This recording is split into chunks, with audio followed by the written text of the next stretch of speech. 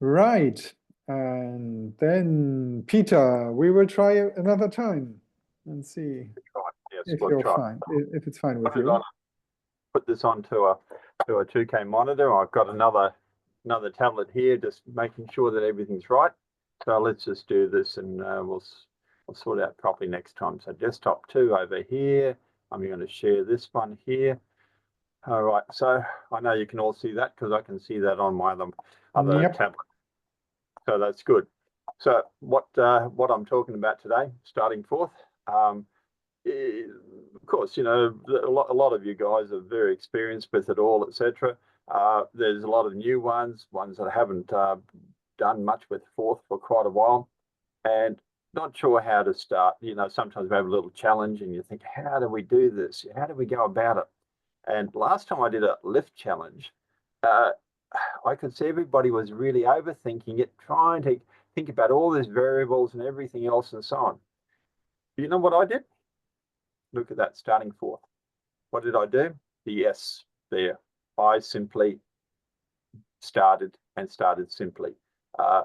What did I do? Well, what I basically did was, I'll just show you the code here, was essentially, this will be not the initial code, but all I wanted to do was to be able to draw the uh, the floors. So I thought, well, what do I have to do? I have to have some variables that show which floors are active, which buttons are pressed, etc., and so on. And I need to be able to draw it. So all I did was set that up, made that work. So essentially, what I did was uh, have something in there that had a title up on the screen, drew a roof. Fancy bit later on, I added the winch to it, but essentially it was just the floors. I think in the challenge part of it, I think I said, look, this is all I'm doing right there. Just that little part there that we can see.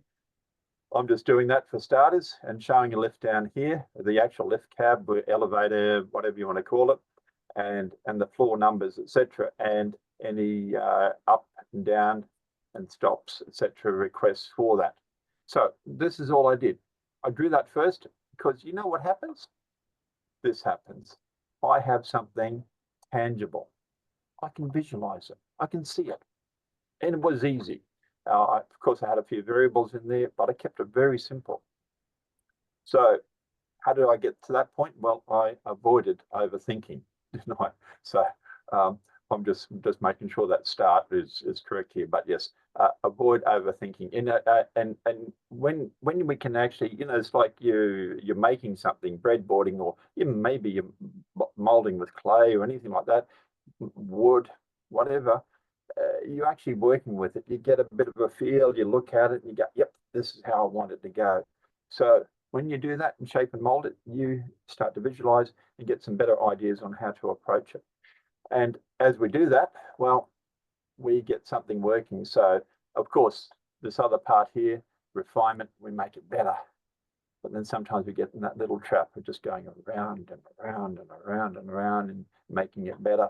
Uh, we've got to have a goal and goals along the way. And first goal for me, of course, was start, just draw it. Comes up, good. Handles ANSI graphics, and also have to make it so all the modules, I can test them easily. What can I do? Let's have a little look at that then. And we have the code up there, and we have a terminal up here now that we can see. Just make sure it comes up there. And this is hooked up to the ESP32, which is, I'll pull this out right at the moment, and I'll put it up here in front of the camera, that ESP 32C3. You may not see it very well, but I got it plugged in with a USB C to a connector, and that goes into my little mini PC up on here. So in it goes. I have it loaded up with ESP32 Forth, and then modified, well, it's a modified version of that actually for the C3, and I have my Tachyon extensions on it. Good thing about this is that when I come up to the screen up here, it comes up. I've got a whole heap of shortcuts in it. I can go Control W for words. I have all the whatever I got in there, my variables, etc. What I'm going to do now is transfer across from here, this other screen here, which I might just bring back up again, up here, and make sure that it all fits in there.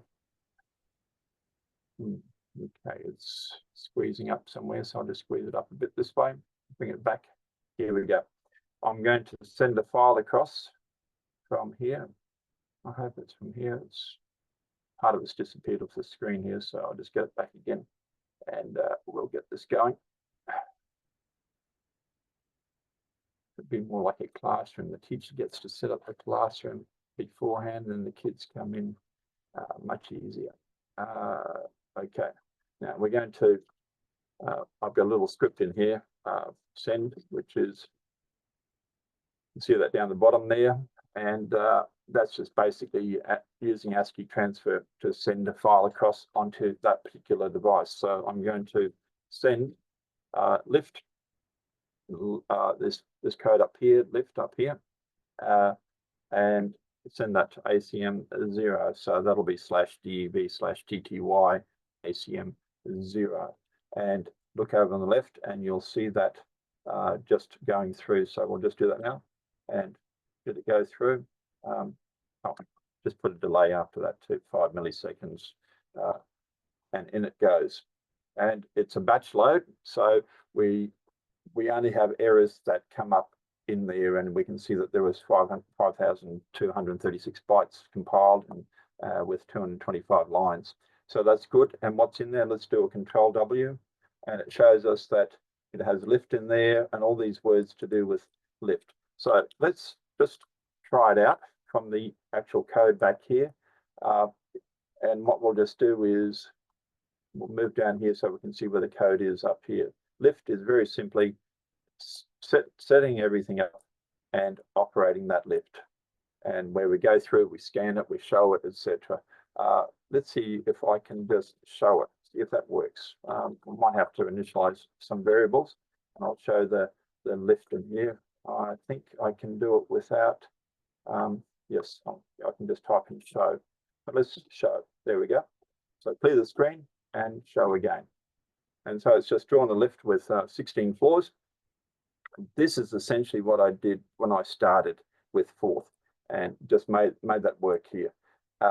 And of course, it does a bit more than that. I have a little winch up there and showing where the lift cab is, etc. What are those components in show? Let's have a little look at that again. Where were we? Back here, show. There's a title. That's that up there, that part up here. That's title there. There's also, let's move this across a little bit. Let's give ourselves a bit more room. And do this again. Go. So we have the title, the roof. So let's clear the screen. Let's try that title. What happens when we do that? Whoa, prints up the title. Good. This is what we want to be able to do. We want to be able to test every module. So show is made up of that.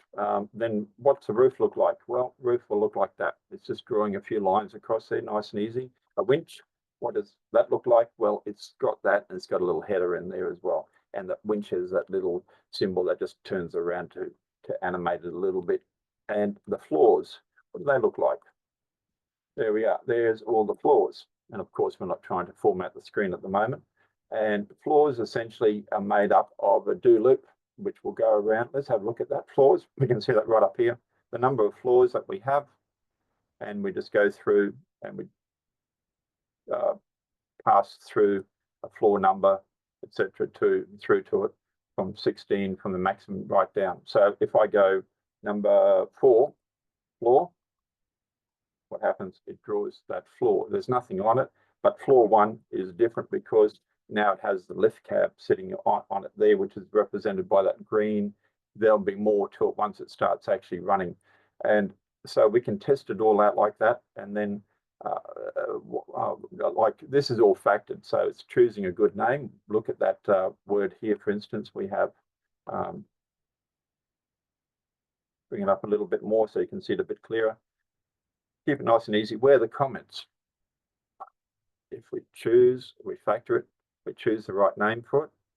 It's a bit like I think Chuck said in starting Forth. He's thinking, well, no, thinking Forth brought this out, but Chuck Moore, he said a word should be a line long. That's a target. Of course, it's not always going to happen, but can you get it into one line? For me, my thinking is cut those stack parameters right down. Don't have half a dozen stack parameters. Don't do a rotate through swap. And in fact, I don't even use pick and what's the other one? Pick and whatever it is. And I don't use any of those ones there at all. I just use the minimal stack parameters, because you ever read fourth code and you're trying to figure, well, it's just been rotated, swapped, duped, dropped over. You're not quite sure what's happening to it.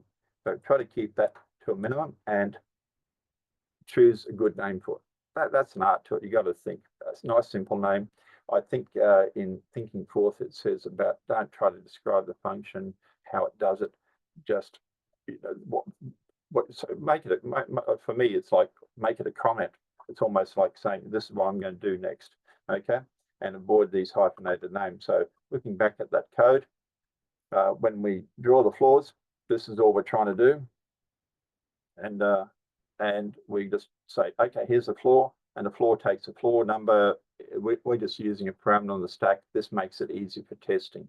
That's one of the other things we need to think about when we do this. We need to allow for test when we do things. So I've just simply put it on the stack. Do I dupe it? Do I drop it? Well, in this case, it's easier for me just to leave it on the stack, and I can test it very easily, which you just saw before. Now, we have indicators on the floor which indicate, the door's open, door's closed, people are waiting there, etc. How does that work? Well, let's run the whole lift thing at the moment, and we can see it happening there. Nothing much happening, but somebody lift door is closed. It's on red at the moment, and what's happening is that we have somebody walks in through the front door. Building's open in the morning. They get in that lift. They press the up button, perhaps. So they'll be on floor one, of course, the first floor, the ground floor. So one up. There's a couple of people. They get in the lift and they say, go to floor 10, go, and it goes up. And as it goes up there, floor 12 says, please go down. Someone on floor 12 says, I want to get out of this place here. Well, it's gone up there, and now it's going up to pick them up. And they say, take us down to floor 1, go. Right, so they're pressing the button in there, and as they're going down there, 5 says, I want to go down 2, and hopefully it stops there for them. Okay, so it's a little bit of animation in there, not much, and it's just using simple ASCII characters. Nice and easy for anyone to test with an ANSI terminal. I happen to be using Minicom here, as you can see, and that makes it very easy for testing. You can even see the dwell time. There's a lot of extra commands I've got there at runtime. When I punch in the numbers, for instance, how do they look? Well, it's polling the buttons. When it polls the buttons, it's looking for a key from the serial terminal. This is nice and simple. What do? We get a key. Any lowercase, let's just make them uppercase, all right? And I have a very simple switch statement. It just says, okay, store that switch statement thing, and I have a lot of tests for it. So this makes it very easy. Test for a clear button. What's a clear button? It happens to be backspace. What does it look like? Very easy. It's up here, and you can see that. Is that a backspace? And it's using the switch statement. I think I posted this earlier on a few months back on the forum, on the Facebook there, and it's just comparing whatever it's stored in the switch with that 8 and says, is it equal? Yes. If it is, as you can see, there's no case in case and all that, just very simple. But it keeps the stack clean as well. And so what do? Well, we run clear, which will go through, clear the number out, clear the screen, and show the lift. So let's try that out. What does it look like? Let's hit the backspace back here, and we just saw it flash. Did nothing much. But now I'm going to tell it to go fast. How can I tell it to go fast? Well, one of the things I check for is an F key, and change this 12's timer. And back here we can see there's hardly any comments here. In fact, there's only just one little section comment which just says, look, these are all for me, for engineering console type things, where I can change the dwell time and slow it down, speed it up, etc. So I'm just going to say, instead of going 16 go like this, very slow. I'm going to say go F for fast. Whoop, it just went faster. Now I'm going to say go down to the ground, one go, and this time I'm going to slow, and it'll slow it right down. Of course, I can make it go slower and slower. So I like that, but I want to expand my building. I just need more floors. So I also have something else in there for that. And I'm going to say, well, I want 20 floors. So 20 floors is now drawn that up as 20 floors. So now I can go to the 20th floor from up here. And also someone, hopefully 16 wants to go down. Hopefully it won't stop, but I've got a few bugs in this one I've noticed. It did go past it good. So what it should do is come back down to that one if nothing else happens, closes the door, comes back down to pick up these fellows who are going down from 16. And so we can just see the animation. It's visual, it's fun. And when we change things, especially when we put in those extra controls, we can really see how that operates. We put in a few little people in there. How did we draw those ones, by the way? Let's have a little look at that too. I can escape out of there. There's an escape key for that one to escape out of back to the console. Also, by the way, did you know that I had a history buffer built into Tachyon here on ESP 4th, 32 4th, and basically you can go in and insert and do all that sort of stuff, etc. What am I doing? I'm doing a delete there, aren't I? Yes. So we can go in, see where I've typed in all these other things, etc., floors and so on. So it's got a history buffer in there. I can go up and down with the navigation keys, and they're sending out CSI sequences, and I'm picking them up and interpreting those. So in here, that's all up in there at the moment in the Tachyon console. And so that makes it really easy too when we want to come back. For instance, we might type in here. I'll just see what the variables are here. We have variables in here called ups. All right. Now we have ups, and we can dump those. Let's just dump them. All right. Now I didn't like that very much, so I'm going to expand it out a little bit. And this time I'm just going to say go up. Where are we again? This one here, and dump it again. There we go. Now, I won't try to shrink that screen at all. I'll just leave it as it is. Normally the screen's wide enough, the terminal screen's wide enough for it. But the idea is that I can come back in again into that and say, well, I like that, but of course I would normally type a new statement here, but here, let's go downs, all the down requests from each floor. So on each floor, you have an up and a down button. So, so we're going to hit that. And there's something funny going on at the moment with the terminal emulation, but don't worry. We can go in there, we can change all that. So we can really edit previous history as well as recall it very easily. So that's one of the little features. There's lots of little features built into Tachyon just to make it more fun, more usable. You know, do I want to look at the stack? Well, I can see the stack at the moment, and the stack is 0. It's saying it's 0, and it's in decimal mode, always in decimal. I can go 1, 2, 3, 4. I can go dead beef, etc. We can see the stack building up. What's on the stack? Well, I can just go Control Q. So if nothing else works, the dictionary is all corrupted. Control keys work. Control Q says these two numbers on the stack, and we can see that there's the hex representation for it, perhaps an ASCII if that's possible, and the decimal representation. As for ASCII, well, of course, we've got Y, a little y, and we've got a control Y.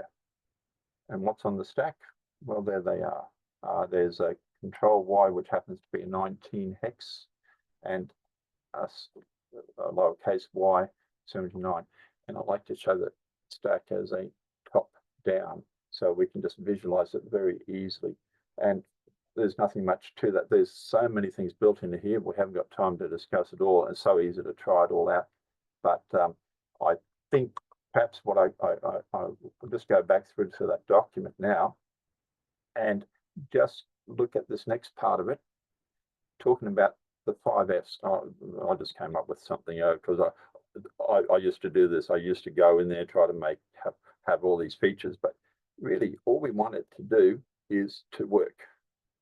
And, you know, it doesn't have to work very well.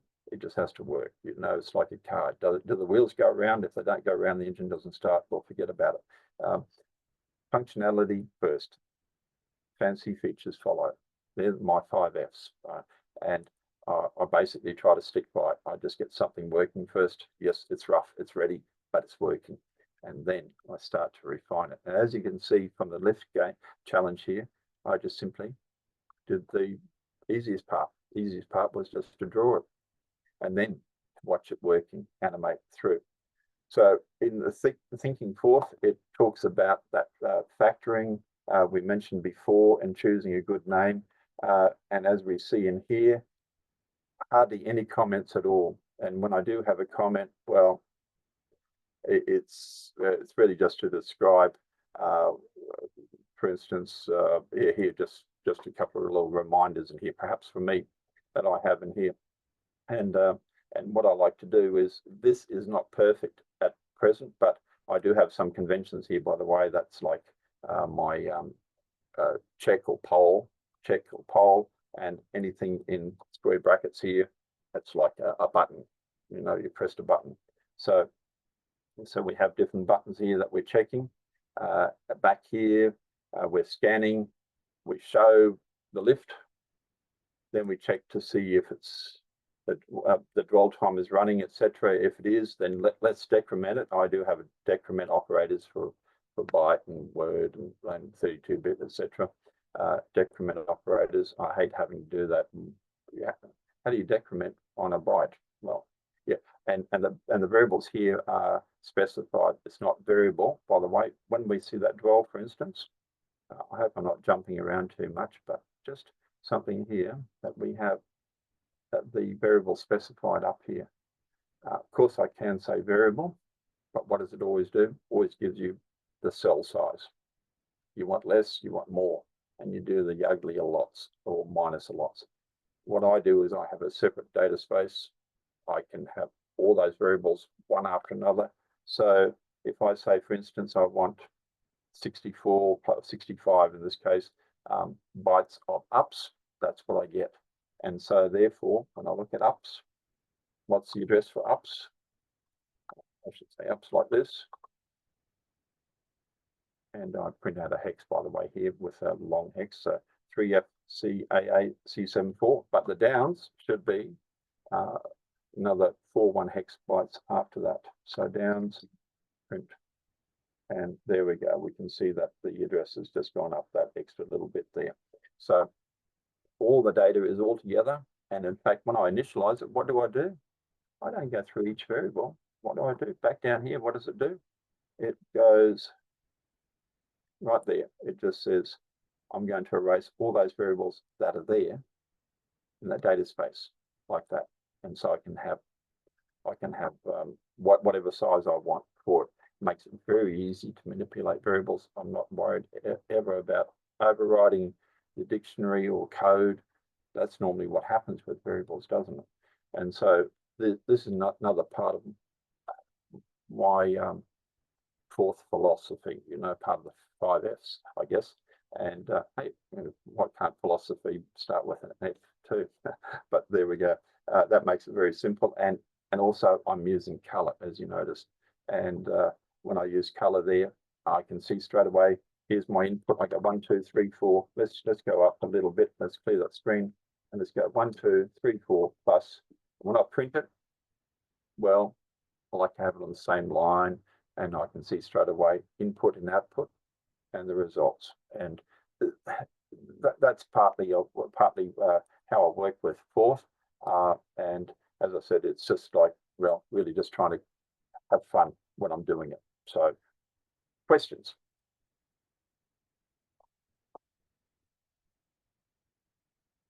How are we going? Anyone tried those tachyon extensions on the RISC drive of these chips at all? So these modules are just, you know, you got the dev modules. You've got so many different modules. And I think these are only a couple of dollars a piece. These ones here. So They're very Yeah. easy. I gave it a try a while ago, and I always admire the ergonomics that you put in the development environment, because Yeah. I know that in the end it's these things that you do over and over and over again. If they are burdensome, then you spend so much time and you cut your chain of thought. So by waiting for a system that is slow, and I find this very stressful. And I really very much enjoy systems that are very responsive and just give you the information that you want. And it's worth spending time developing a system that is like this. Yeah. Very good. Thanks, Ulrich. Yeah. Thank you for that feedback. Yeah. I'm always looking for a little bit of feedback because it makes me rethink. Right? Yes. Yeah. Also, I enjoy it very much. Yeah. Ergonomics is a good word, Ulrich. Mhm. It's certainly, I appreciate that's in your work, Peter.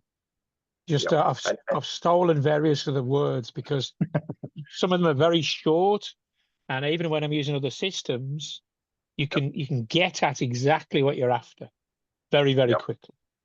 All right, so what I might just do is just stop the share so I can see everyone a bit better. Although I can probably look on this other screen, I guess. But yeah, so I'll just share this. Stop the share. Yeah, there we go. Yeah.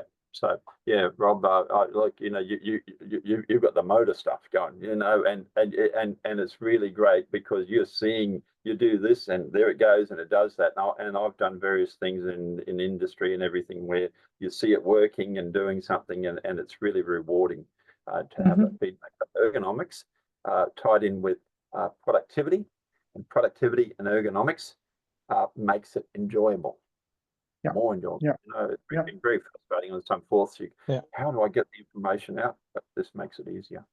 Yeah, I've written another example as I was working with Travis on it was a robot problem, and I was setting up the interrupts, and it was on the RP, must have been on the RP 2040, and there is now some sort of, and the CLAN, they've got this advanced visualization stuff, and I was like, I can do that in a couple of words in full.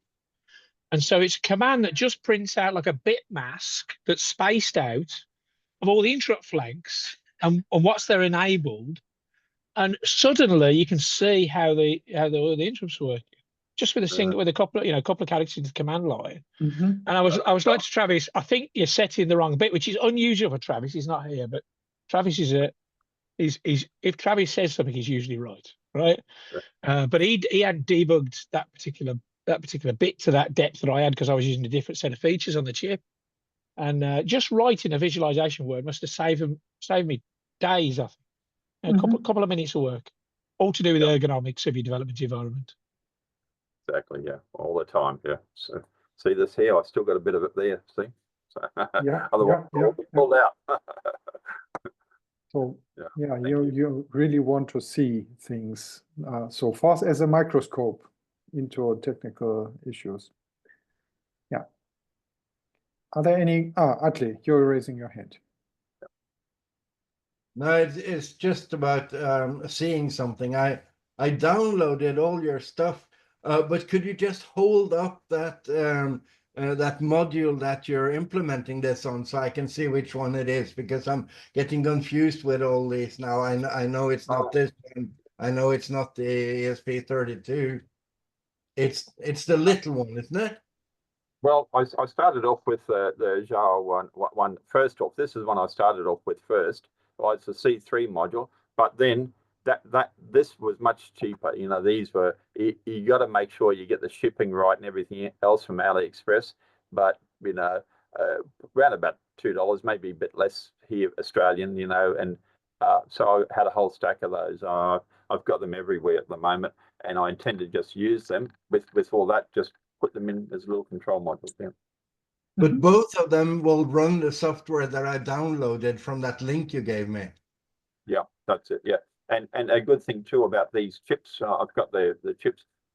The USB that's built into it only does JTAG and serial. It's hardwired. It's almost like it's just ready to go, and so you don't need any extra chips, CH340s or anything else to talk to it. You can just plug in on USB and I'm just using them even without Wi-Fi, just as general purpose controllers for different things.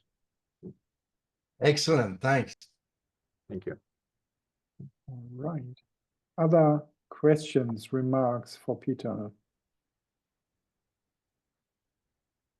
That's not the case. So thank you very much. Very inspiring. And there is another one. Nice demonstration. Yes, exactly. Regarding tachyon fort, I have seen already plenty videos about this, and I was looking for the version of tachyon fort for RP2040 that I have found in, I think, in Dropbox, some version from 2 or 3 years ago, from September.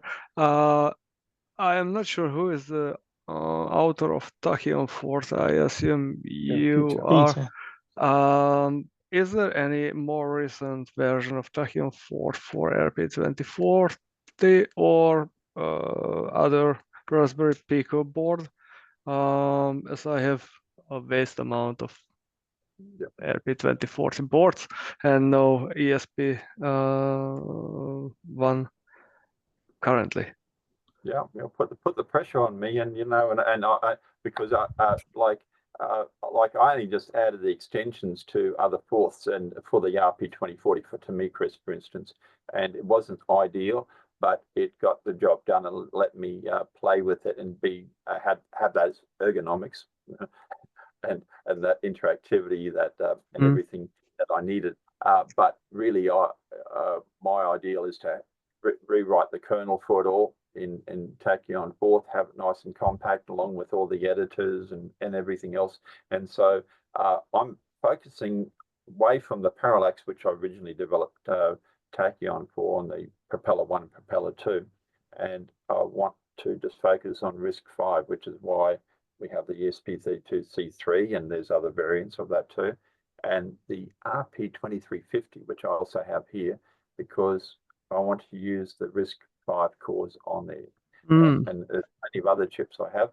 I'm focusing at the moment on the ESP32 and I'll also complement that with the RP2350. So when you see it come out, it'll be pure Tachyon Fort, and most of the memory will be available for video and other things, whereas at the moment I think you can't fit everything in there. But Tachyon on the P2 is right in one little less than 64K, with everything in it. So it leaves plenty of room for video and whatever else needs to be done. I see. Thanks for the explanation. I'd just like to say that having used the Tachyon extensions on the RP2040, the ME crisp stuff, I didn't find the code was easy to read, Peter. And if you needed to change anything yourself as a developer, I wouldn't think anybody would have a problem. It was well structured, all small pieces. So I think that Dropbox code has served me well on a few different projects. So I wouldn't. If you don't be afraid to have a look at Peter's code, it's easy to work with.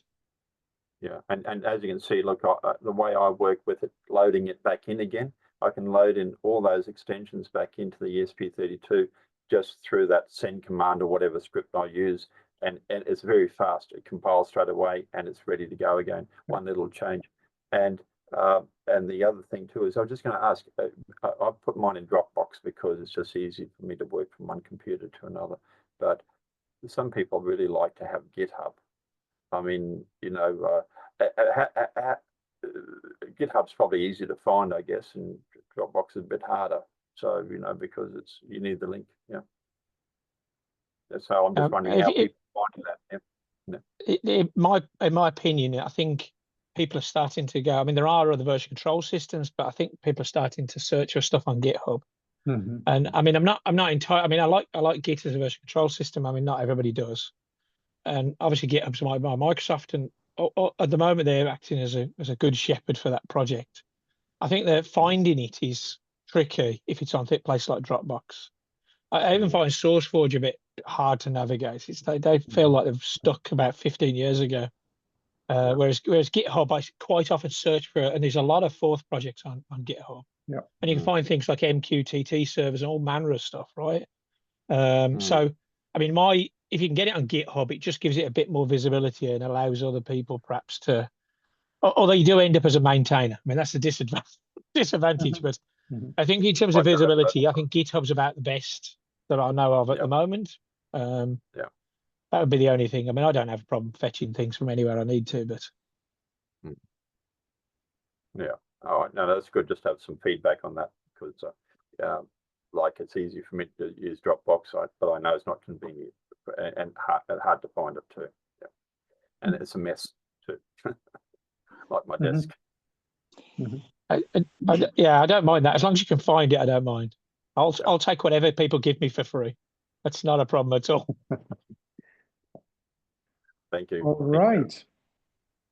Other questions, remarks?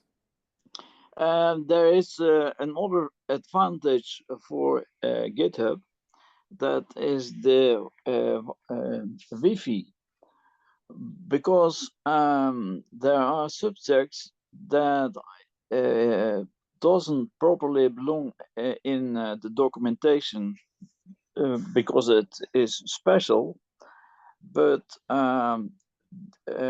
adding a page or 2 or 20 to a GitHub project can enhance the value of the project.